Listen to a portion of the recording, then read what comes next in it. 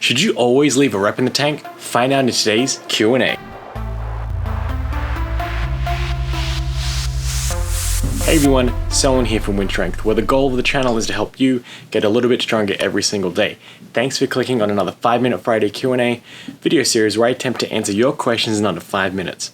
Today's question is basically a question of asking, should you train to failure all the time, or should you always train with leaving a rep or two in the tank? If you would like your own question answered, please drop a comment below and I'll get to that in a future video. So let's start that timer. So if you followed this channel for any amount of time, you know how much I dislike always when it comes to training, or almost anything for that matter, just because there's no absolutes for a lot of things in life. When it comes to training, we're really asking, should you train to failure or should you not? And like always, the answer is not going to be a clear yes or no. It never is. I do fall into the camp that training to failure shouldn't make up the majority of your training. So there is going to be that bias before I talk about why I think that's the case. But that doesn't mean you should never train to failure, and that's not something that I recommend either. Here are the factors that I think you will need to look at as to come to the answer for if training to failure is suitable for your style of training, and when should you include training to failure in your style of training. Just because it's not a matter of if you should do it, it's a matter of when is it more appropriate for you to start training to failure. The first point is going to talk about fatigue management. Training to failure is effective, there's no question about that, with regards to strength and mainly hypertrophy, but with regards to strength too. When you train to failure, you're going to have some definite benefits there. The problem is it's not that sustainable in the long run. I can't go into the gym and train to failure 5 days a week for a year, 52 weeks straight. That's going to be pretty brutal, and the law of diminishing returns is it's probably not going to be that effective at the end of the day. So you have to ask yourself, does today's training build next week's training, or is it coming at the cost of next week's training? There's always got to be a price to pay somewhere, and you're gonna have to balance that out. Your body's gonna have to figure out how to balance that out. An example of that is that if you're too sore to work out the next day, it's probably fine. But if you're too sore to work out the next week, then it's probably not good. You probably pushed it too far. So you've got that range there to see how hard you are pushing yourself. A day or 3 is probably fine, but a week of soreness, it's definitely going to eat into your ability to train hard in that subsequent week.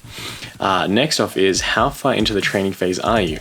So I'm a big proponent of breaking your year's training into phases, so you have specific goals you want to achieve at certain times, and how far into that training phase you are is going to dictate whether or not training to failure is appropriate or not.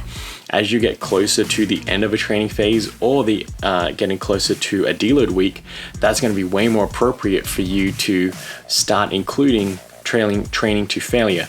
The week before a deload is probably going to be one of the best times to train to failure in a lot of exercises, just because you do get that rest week next week, and it doesn't matter how sore you are, you'll be able to recover from all that effort you're putting in. Next thing is training history. Is it your first month of training, or have you been training for 10 years? This is also going to dictate if you should train to failure or not. I probably wouldn't recommend training to failure for beginners, just because I don't think the benefit outweigh the costs of doing that, just from an injury perspective and from injury safety and just learning bad motor patterns. The closer we get to failure, the more training technique tends to break down, just because you're trying to push the body to go past what it normally wants to do. But if you've been training for several years at least, at the very least, you should be training for a year before you start thinking about training to failure and like true muscular failure.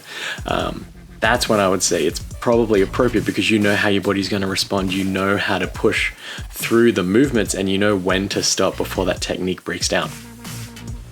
Next off will be to address your training goals.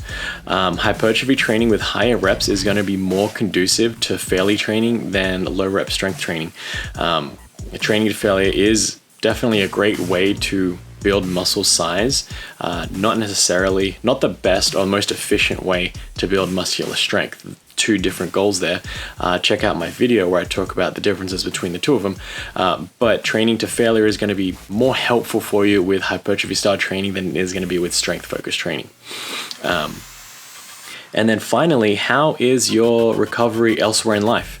Are you a professional athlete that does nothing other than train, sleep, and eat, then in that case, training to failure is probably going to be fine, and you're probably going to be able to recover from failure, training to failure, a lot better than someone that, say, holds 2 jobs, has a family to support, and goes to school. Something crazy, something where you're not really able to spend a lot of time recovering and just relaxing is probably not going to be conducive to training to failure, because all of your body's resources are trying to do so many other things that are causing all this stress in your life, and your body doesn't know the difference between good stress and bad stress.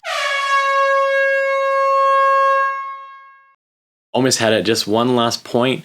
We are going to talk about what the research says, and the research does say that as long as we're training above RPE 7 and sticking with weights at around 65% of our 1 rep max and above, and you can have a rep range anywhere from like 3 to 30 reps, that's going to be productive for hypertrophy. So you have such a wide range of productive training areas that can include training to failure. It cannot include training to failure.